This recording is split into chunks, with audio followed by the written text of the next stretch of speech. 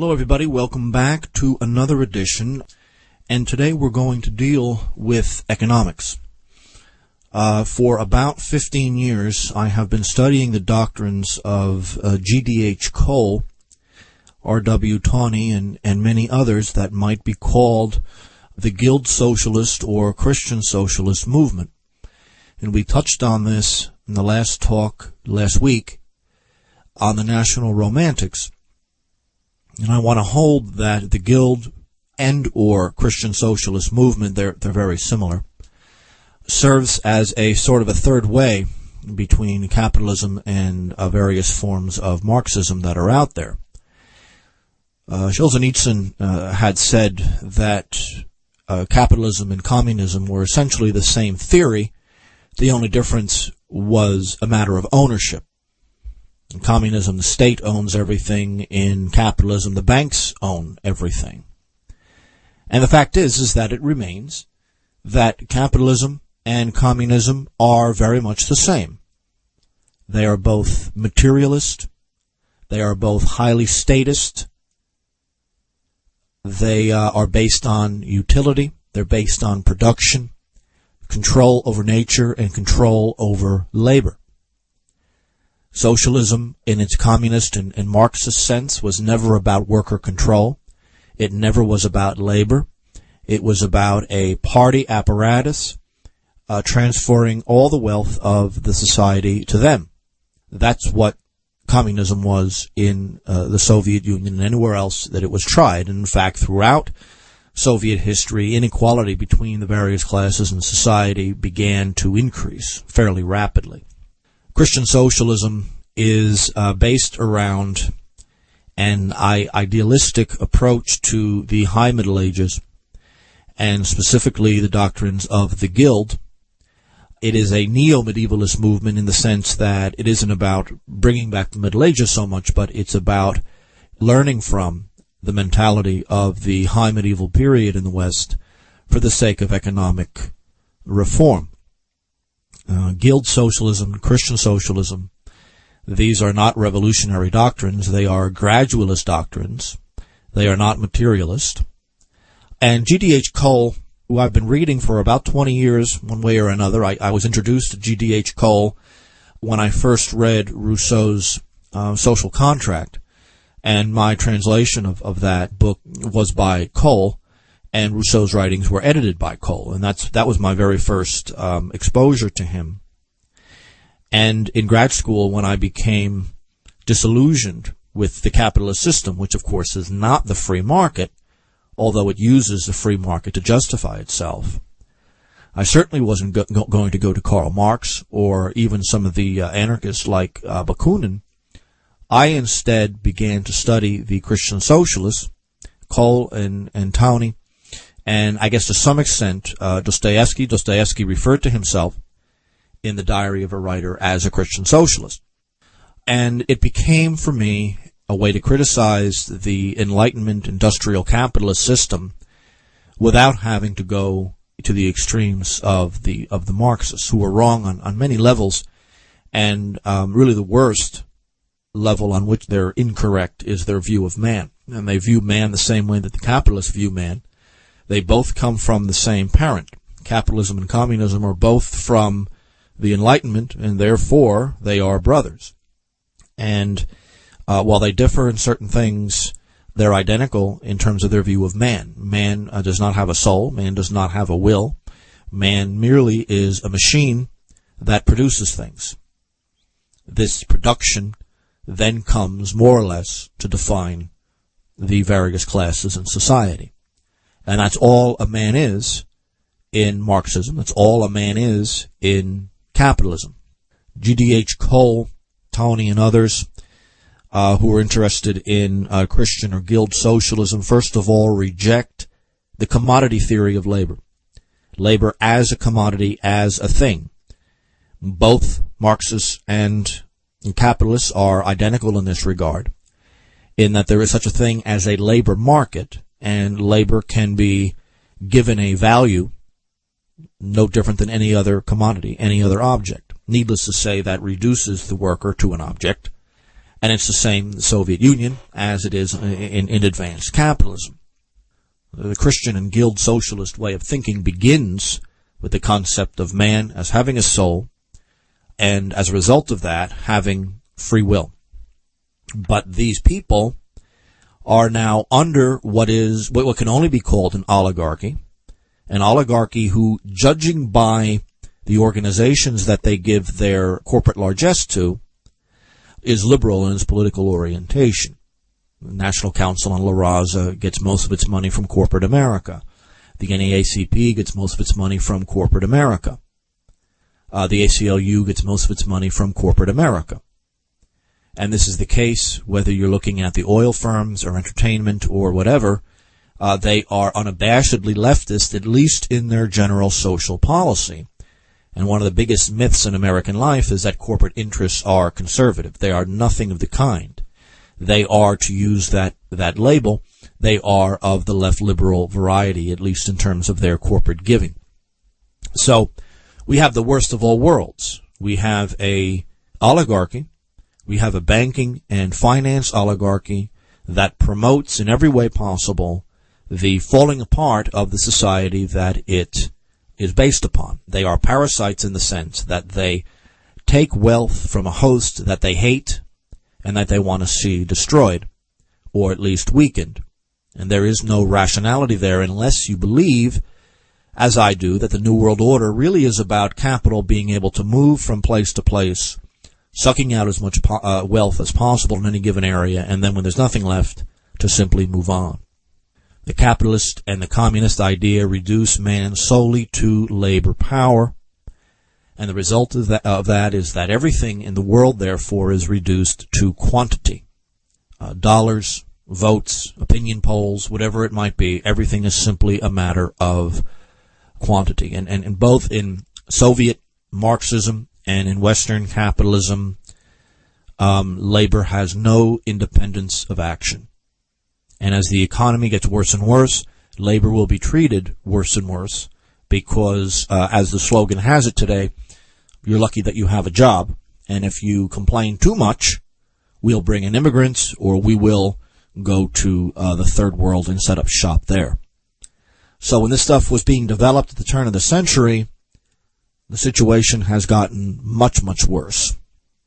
And I don't think that anyone can take capitalism seriously because they do not have a adversarial relationship to the state. They are two sides of the same coin. Capitalism uses the state to enforce its oligarchy. Capitalism uses the state to force its competitors out of business. Big business in America is subsidized by the state in terms of taxes, land grants, export guarantees. Walmart usually gets its land for free because local governments are so desperate to bring in new industry. Walmart receives tax breaks and export subsidies wherever it goes. So to think that there's this opposition that the libertarians claim exists between the state and capital is absurd. They work together, they work hand in glove, and they are not opponents, at least generally speaking. I think the Guild Socialist movement wanted to stress quality over quantity. They wanted a return to craftsmanship, the independent worker within the guild organization. Workers should have full control over their tools and the machines under which they work and on which they work. And really, the Coleites and the Towneyites had held that political and property rights are relative only to the welfare of the society as a whole. Private property, in the sense of the ownership and the domination of capital, can function and have a right to exist only so much as it assists the society around it, its workers, its society, and the progress of labor towards autonomy and self-control. So, to the extent that the banks control everything, political processes, mortgages, all kinds of investment, the society cannot be considered democratic. The word democracy is a word that is abused to the point of near mockery. And the minute someone like me begins to advocate democracy in the local level, is actually having some kind of power over things, democracy of the workplace, democracy in the creation of the guild and the craftsman association, suddenly that word doesn't sound so great anymore. Democracy exists for the regime only to the extent that they can manipulate it and control it and get the result that they wanted. When Montenegro was ordered by the European Union to declare its independence from Serbia, they had what we might call kangaroo elections. Most of the voters in Montenegro had boycotted it. A couple of times they had more than 50% turnout. They threw out the election results again and again and again until they finally, after many tries, got the result that they wanted, and then suddenly there were no more elections. The structure of society within this movement very much comes from Pierre Joseph Proudhon, a sort of what you might call a right-wing anarchist and federalist. Society is based and functions around actual functional groups. The individual is an abstraction, as I've said many times before. The individual is, in and of himself, completely helpless. Any society can only be understood through understanding its functions. It has to feed itself. It has to defend itself. It has to maintain certain public goods. It has to maintain a certain level of infrastructure and aesthetic enjoyment and all of these things that have to exist for a society to be a society. These are the functions that form, in the broad sense, the corporate movement and the syndicalist movement that you see in the early 19th century in George William Frederick Hegel, where social life in the upper house of the legislature is actually filled with representatives from these functional organizations.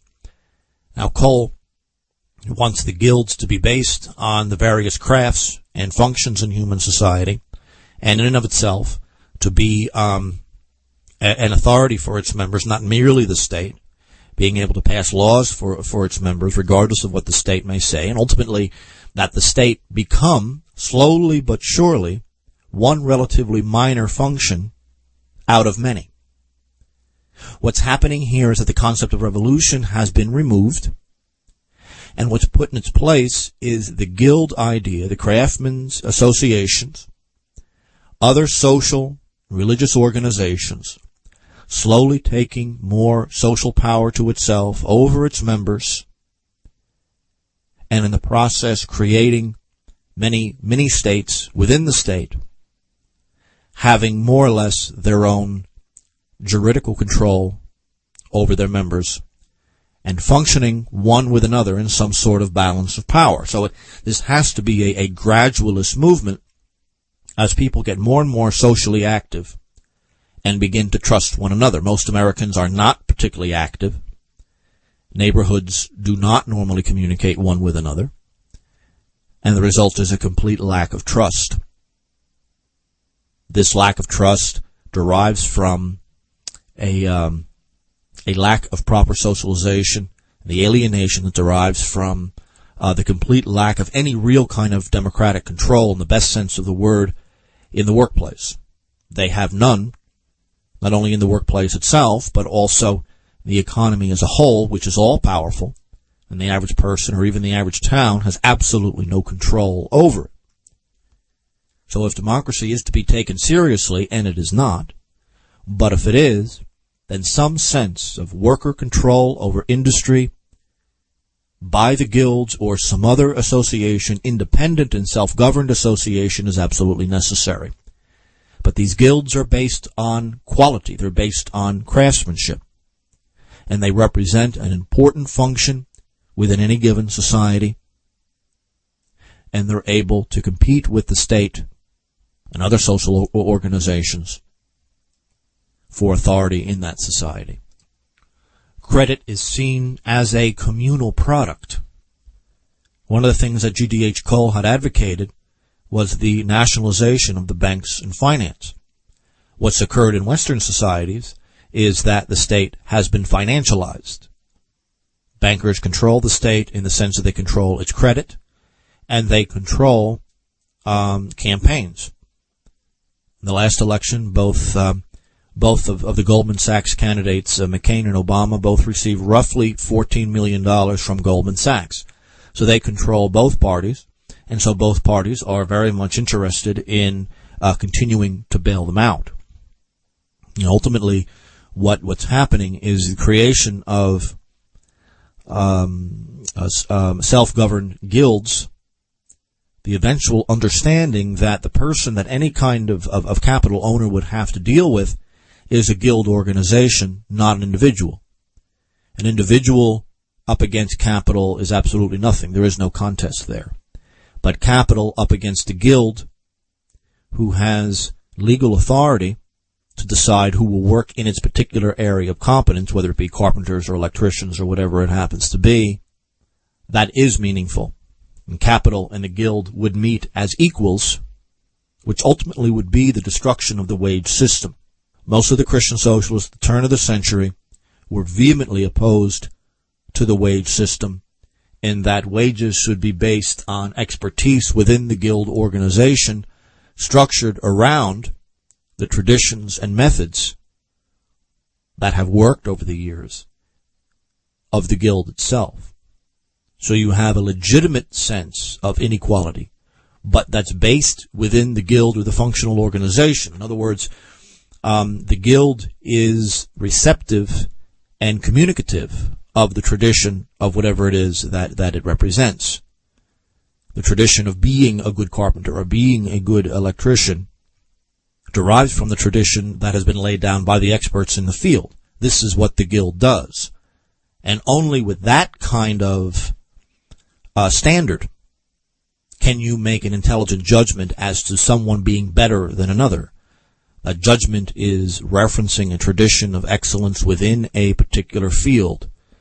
That's how wages and payments deriving from the guild, not from the owner of capital. So this isn't really a radical system, except in the sense that the Guild Socialist movement of G.D.H. Cole wanted a worker to have a representation within the guild organization itself, based around a tradition of excellence within the specific field. And that guild organization alone has the right to train and deploy labor who is expert in that field. Now, there's a lot of problems with this concept, but its primary benefit is that labor can then face capital as two equal partners, where today it is simply the alienated individual with very few resources up against capital who has all the resources. We need to remember the simple fact of what early industrialization was in Great Britain. It was a return to slavery. It was a return to factories actually owning its labor without any real ability to leave. Long hours, lots of accidents, lots of deaths, child labor. And this Christian socialist movement was one of the strugglers against child labor and the concept of a safe workplace.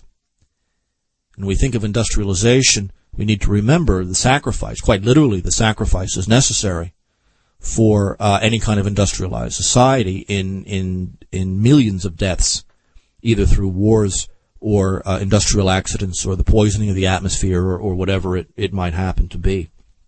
The community generates wealth. The community generates credit, and therefore the community should be paid. That principle, you read Hegel, is to be found in the guilds, in the corporations, and G.D.H. Cole, it is to be found in the guilds. Now, the ideal commonwealth, according to G.D.H. Cole, who eventually became a friend of Oswald Mosley, Cole was an eccentric. He was vehemently anti-Soviet, but of course equally anti-capitalist. And as I've shown on the show some time ago, the Cold War is largely mythology. I don't think there was a bolt or a nut in Soviet heavy machinery that was not manufactured in America or in Western Europe. Trade with the Soviet Union was huge, and her economic growth was based on its own parasitic dependence on West Europe and the United States. And the investment and the aid and assistance to the Soviet Union through private capital was huge. So Cole, like a lot of people on his side, viewed capitalism and communism as really one and the same thing, just differing over certain economic priorities globally. And the only real problem that the U.S. had with the Soviet Union was that it was creating its own trading bloc centered in Moscow. That was the main issue, certainly not the economic system. It was a Wilson administration who bailed out the Soviet system in its early years, who assisted the Bolsheviks with cash, and it was FDR who recognized the new society and began trading with it vigorously. And throughout the 1920s and 1930s, American heavy industry, automotives, agricultural industry, chemicals, electricity, these firms were heavily engaged in trade with the Soviet Union, and Soviet economic growth is largely based on constant American infusions of capital. So the rhetoric of the Cold War is largely nonsense. The Soviet Union was a major trading partner of the United States, and I want to say that that was the case especially after World War II, and as the U.S. government is fighting in Korea and Vietnam, her corporations are trading briskly with the Soviets, who are financing the enemies of the Americans in Korea and Vietnam. The Guild Socialist or the Christian Socialist idea is an attempt to give skilled labor, in particular, actual skills, useful skills necessary for the functioning of any society, an equal say in their negotiations with capital, and then one day, slowly but surely, the actual functioning of capital and how it works in how it circulates in a society or even internationally will be at least largely, partially, in the hands of skilled labor. The opposite of skilled labor here is not unskilled labor. The opposite of skilled labor here is the financiers and the speculators who control a massive amount of wealth in Western societies. Okay, let's take a break, and we will conclude this when we get back. Okay, everybody, welcome back to the Orthodox Nationalist. We are dealing today with Guild Socialism and Christian Socialism as an alternative both to capitalism and communism in terms of economics. I think it was Pierre Proudhon who said it better than anybody else when he said the main ethical objection when he looks at modern societies is that there's a large group of people who seem to live parasitically off the labor and skills of others. That reality, which everybody, regardless of their particular point of view, they know it exists, and is probably the single most unnatural and bizarre state of affairs, where the sickness of an actual parasite functions eventually to weaken and destroy its host. And the parasites usually are very short-sighted, and their rationality does not extend any further than their next meal. If that is the social evil, at least economically speaking, the Christian Socialist movement at the turn of the 20th century saw the Guild as its, at least to a great extent, solution to the problem. The definition here that Cole and many others give is that a guild is self-governing, it is based on skill, and it's hierarchically organized according to actual ability, and it is functionally constituted. That is to say, that a guild actually has a socially useful function. It could be teachers, it could be law enforcement, it could be carpentry, it could be computer repair, it could be software programming. And the function isn't just the organization of people who have proven themselves in this skill, but also the training and the deployment of that skill in the society. And the idea is quality and a legitimate hierarchy. In this case, it's a hierarchy of actual ability given certain parameters. The things that all carpenters know, the things that all electricians know, these are the standards by which a guild can judge whether someone is better than another and therefore deserves more money. So when you use the tradition of an organization or a skill as the basis of assigning wealth within the guild organization, you have eliminated the wage issue and you have instituted a legitimate meritocracy. Guilds are to be mutually dependent. They're isolated and abstract by themselves. They have to be functional elements within the society. A carpenter can't work without the electrician who's able to supply power to his power tools. They exist in a legitimate functional organism. The central concept of the Christian socialist idea is that the individual, unless you're a billionaire, the individual is generally meaningless politically. My preferences or your preferences don't mean a damn thing relative to the government of the United States or the government of the state that you live in. Sometimes it doesn't mean anything in the government of the household that you live in. Now, George Soros' personal opinion does get immediately translated into political power and political authority. But that's the problem. The left and the socialists have no problem with this man, given his Jewish and leftist background, being able to translate his power or his desire into political power. And it's based exclusively on the fact that he is a currency speculator with billions of unearned dollars. He produces nothing. He is a parasite, and so are those like him. Hegel's solution to the problem in his philosophy of right is the idea of the guild or the corporation representing the functional aspects of any society to be represented ultimately through guild elections to the upper house of the legislature. My personal opinion is that the lower house should be based on proportional representation and that any kind of Supreme Court organization needs to be highly limited in its power. The Supreme Court in the United States is probably the only institution that has no real functional check on its authority and its power and can manipulate the meaning of the Constitution as it sees fit. I think ultimately the Guild Socialist movement at the turn of the century wanted to see workers' control over the industries in which they were employed. Now, worker control schemes have been around for a long time.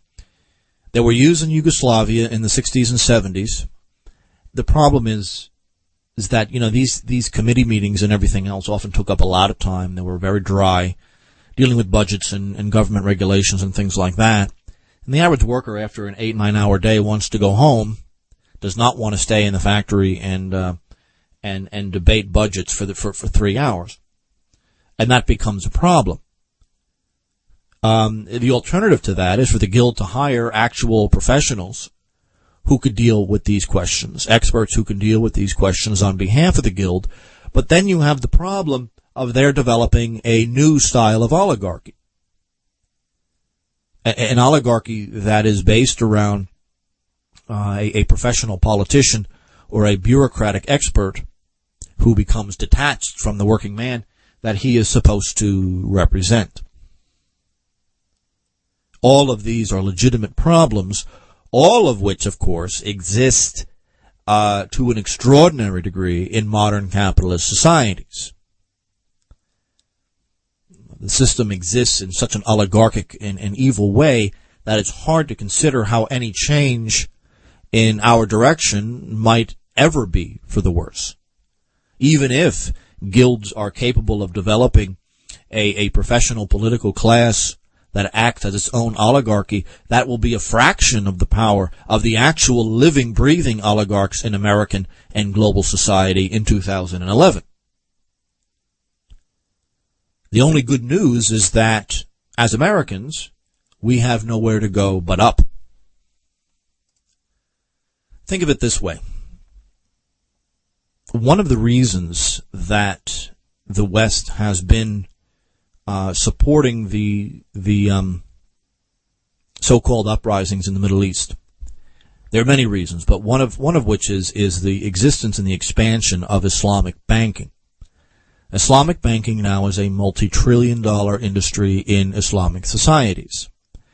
The Islamic banking idea has a lot in common with the turn-of-the-century Guild Socialist idea.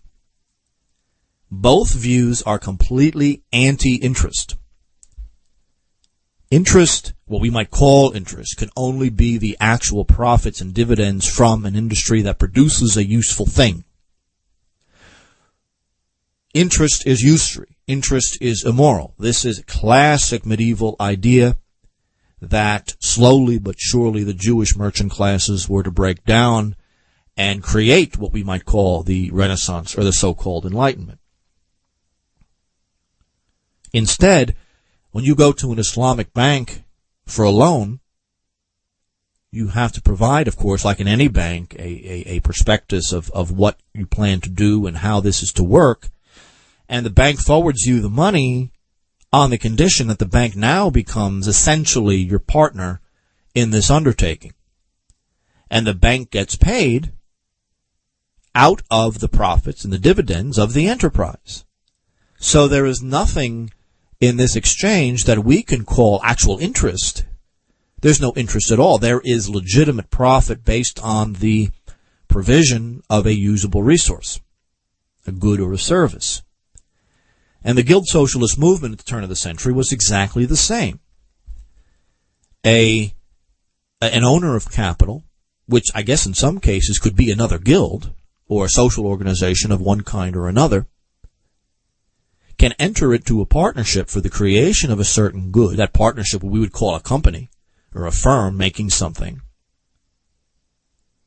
And workers would be paid out of the dividends, the sales or whatever it would be, from that particular industry.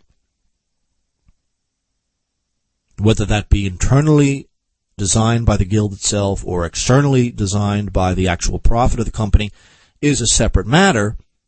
But either way, the concept of interest has been eliminated. Production is the only thing that produces wealth, and therefore production is the only thing that produces actual dividends and payments. Islamic banking has taken over entire areas, including secular leaders, people like Saddam Hussein, people like Hafez al-Assad, people like Mubarak, people like Gaddafi. And the more religiously based monarchies in the Middle East are also heavy involved in Islamic banking. I think I said in a show a few weeks ago that Islamic banking had billions of dollars in, had millions of dollars in deposits. That's not true. It's well over $1 trillion now throughout the Middle East in places like Malaysia and Indonesia. It is a major force competing with the Rothschilds on the global stage. And since Islamic banking will not charge interest, but rather takes its share from the actual production, profits, and revenue, gross revenue of the firm,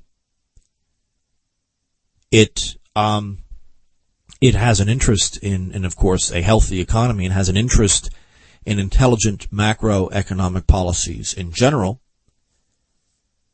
And given the growth of Islamic societies, Islamic banking has grown to be a real-world, day-to-day competitor with the Rothschild movement.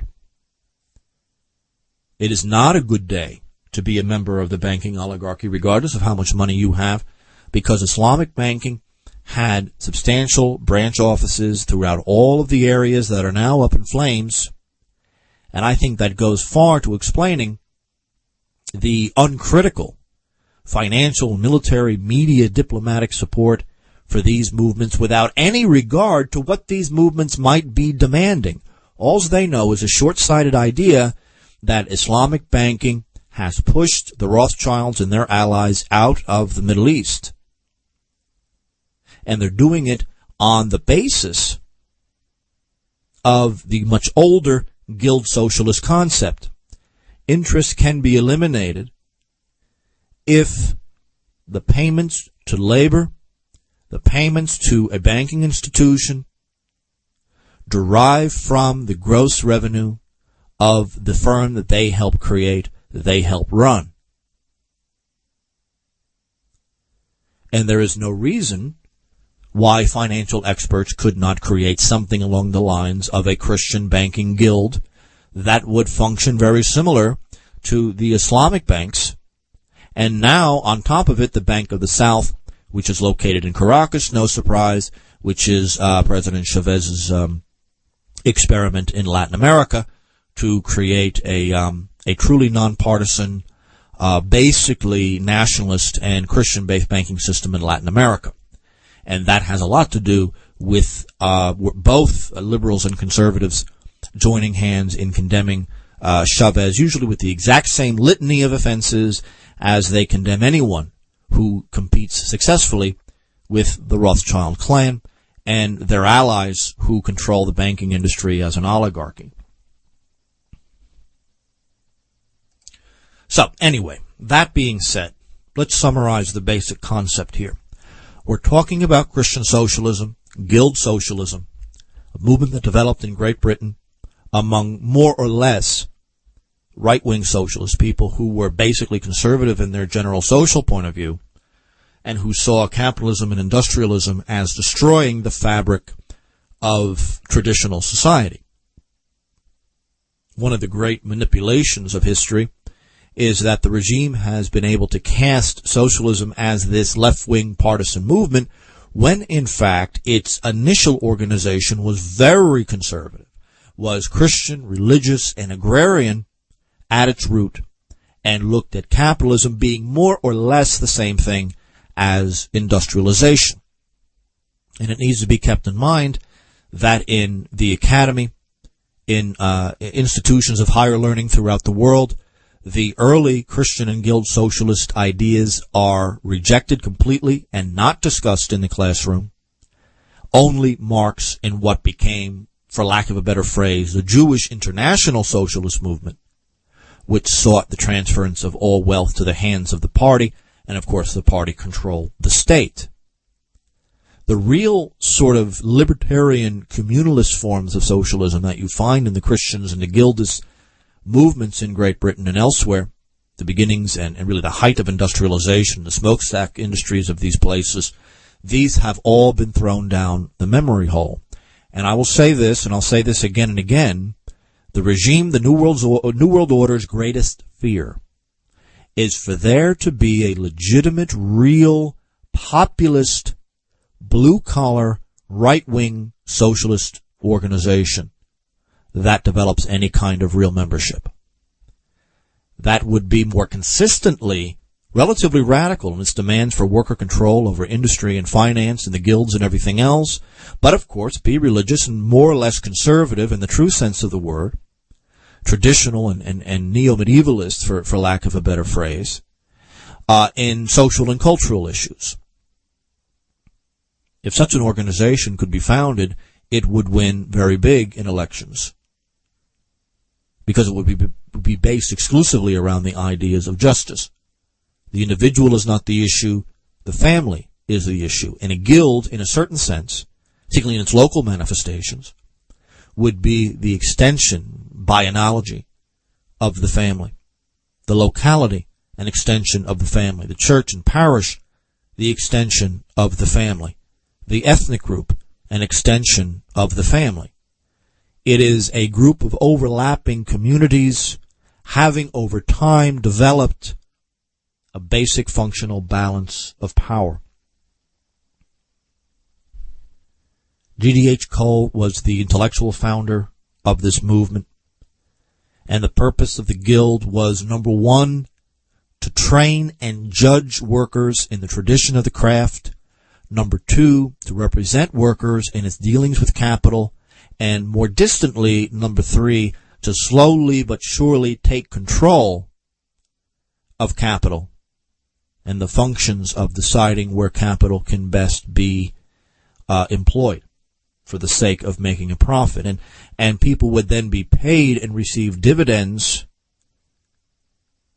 through the guild, not necessarily through the various firms that the guild might be working with. And of course, your benefits and everything else would either come from the state or, in the more Proudhonian point of view, would come from the guild itself. And even today, the Iron Workers Union is what pays the workers. The Iron Workers Union is where you have your health insurance and your pension and everything else. So G.D.H. Cole would take such an organization and make them, slowly, make them important economic actors that can represent workers in their dealings with either the state or capital or any other source and function of power within the society. Not too long ago, I was reading something by Anthony Wright, who is interested in the Guild Socialist idea, an article he put together in 1974. And I took some time to write the big differences and distinctions in the major issues between international socialism or Marxism, which sometimes I simply call Jewish socialism, because at least in its early years it was top-heavy with Jews, and the Christian socialism, or the Guild Socialist idea, that has now been successfully thrown down the memory hole. Needless to say, of course, the Jewish socialist and Marxist idea is anti-Christian, while the Guild Socialists are often a Christian, or in the case of the Islamic world, Islamic organizations. The proof that the Soviet government, in its persecution of religion, especially in its first 20 years of existence, didn't care that these religious bodies, in fact, were supportive somehow of capitalism, since the overwhelming majority of the religious groups that were repressed and sent to the camps by the Soviet Union in many ways were anti-capitalist and would have supported some kind of pro-Christian socialist government in Russia. The Old Believers, many of the monasteries, the Ukrainian autocephalists. I mean, a lot of these groups were basically right-wing socialists who did not like the concept of the invasion of foreign capitalists trying to take advantage of the Russian market. The Soviets destroyed any institution that stood in its way. It had nothing to do with ideology. Ideology was merely a smokescreen. Marxist, of course, is materialist, while the Christian socialist is idealist. The state is central to Marxism, but it is the family that's central to the Christian socialist. One is urban, the other is rural. Marxism is technocratic, while the Guild Socialist is craft-oriented. Marxism is revolutionary. The Guild Socialist is really about peaceful development and evolution. The Jewish Socialist worships himself and the party as the final end of history, while the Guild Socialist is about personal sacrifice and devotion. The Marxist is a statist. The other is, of course, anti-statist. The Marxist comes from Moses Hess and Feuerbach and Marx, while the Guild Socialist comes from Proudhon, Hegel, Rousseau. The Marxist is international, while the Guildist has a tendency to look locally and regionally. There is no place for the market in Marxism, but there certainly is a place for a legitimate free market in the guild system, because the market alone is capable of deciding where capital can best be deployed in terms of making a profit. The guild idea is generally non-systematic, and it realizes that different areas will develop differently, and the balance of power amongst these organizations will differ. There is no blueprint there. Marxian socialism is purely political. Of course, the guild idea is basically economic and ethical. There's a huge difference between a collectivist movement and a communal movement. A collectivist movement is something that is imposed by the state, while a community is something that exists in line with nature and therefore the family. Marxian socialism is about quantity, Christian socialism is about quality. There was never any workers' control in the Soviet Union, nor were there any legal labor unions. That's more proof that the Soviets and communism in general had no interest in labor at all. It was about the transfer of wealth to the Jewish party. And yet the Guild and Christian Socialist idea is full workers' control wherever possible over industry via the Guild or the trade union. For the Marxists, economics lies at the basis of everything, and this problem, which existed, of course, only in the modern era, that's the problem that needs to be overcome. Economics should not be at the base of everything. Though I will admit that the Guild Socialist does believe in some kind of labor aristocracy, but that's on the basis of skill and production, not, as in the Soviet system, how close you were to major party functionaries. The Jewish socialism centered itself around the persecution of all who disagreed with it, and of course there's nothing like that in the Guild idea. The fact that the Soviets banned all trade unions that were formed in opposition to the state-run economy proves that this was about the party and the state controlling everything. It had nothing to do with labor. Jewish socialism is based around state ownership and therefore state control of the economy. The Guild Socialist idea isn't so much centered around the idea of ownership so much, but rather centers around the concept of control. Capital can be in the hands of a private investor or group of investors, but the Guild would have to be negotiated with in order to get the workers to work the machinery. So therefore, they have to meet in the public realm as equals. So there you have an example where the worker does not own the machines necessarily that he is working on, but does have full control over the machines he's working on, given the power and the training and the prestige of whatever guild it is that has to be negotiated with in order to get the workers to work the machinery. So I'm going to say the opposite of socialism. The way that socialism functioned under the Marxist idea in Soviet Union, in Cuba, in North Korea, in China, in Cambodia. These kind of places are based on an ideology that we could call Marxism-Leninism or Jewish socialism or material, whatever it might be, international socialism, materialist socialism, whatever you want to call it. Its opposite is not capitalism. Its opposite is Christian socialism or some form of the Guild Socialist idea. We see it with Islamic banking and other institutions that take that basic point of view. And I have the feeling that something along these lines is going to have to be promoted and built in order for people who are neo-medievalists like myself or nationalists or communitarians of whatever kind, for us to develop a serious economic agenda, an economic and labor-centered agenda against the New World Order, which is dedicated solely to oligarchy. Both communism and capitalism are identical in their view of mankind and in the concept of labor control. And so we have to develop this concept of really the opposite of the Enlightenment materialist idea, and that is a legitimate libertarian Christian socialism. That's my talk for tonight. I thank you for listening, everybody, and I will talk to you next time. Bye-bye.